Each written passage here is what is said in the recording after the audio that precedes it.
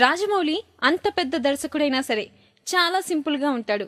ఏదైనా cinema promos ఆసక్తికరంగా అనిపిస్తే రిలీజ్ డేని 8:45 షోకి ప్రసాద్ ఐమాక్స్లో వాలిపోతాడు. సామాన్య ప్రేక్షకుల నడుమ సినిమా చూస్తాడు. సినిమా బాగుంటే వెంటనే దాని గురించి 4 మంచి మాటలు ట్విట్టర్లో పోస్ట్ చేస్తాడు. ఈ మధ్య కాలంలో పెళ్లి చూపులు, మనమంతా లాంటి సినిమాల గురించి గొప్పగా మాట్లాడాడు జక్కన్న. అలాగే తన ఆప్తమిత్రుడు junior NTR cinema Janatha garage కూడా చూసి అందులో తనకు నచ్చిన అంశాల గురించి ట్విట్టర్లో ప్రస్తావించాడు.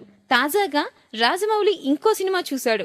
అవసరాల శ్రీనివాస్ దర్శకత్వంలో తన friend eager producer Sai Korrapati నిర్మించిన జో అచ్యుతానందను సెప్టెంబర్ 9వ తేదీన వీక్షించిన అనంతరం ప్రశంసలు కురిపిస్తూ ట్వీట్లు గుప్పించాడు.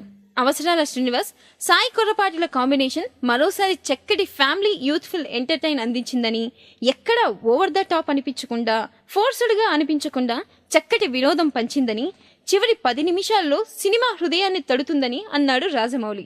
నారా రోహిత్, నాగశౌర్యలు అన్నతమ్ములుగా చక్కగా కుదిరారని, రెజీనా నటించిన సినిమాను తాను చూడడం ఇదే తొలిసారని, ఆమె చక్కగా నటించిందని, ఆర్ట్ డైరెక్టర్ రామా కూడా గొప్ప పనితనం చూపించాడని, వెంకట్ సినిమాటోగ్రఫీ కూడా బాగుందని కితాబిచ్చాడు జక్కన్న.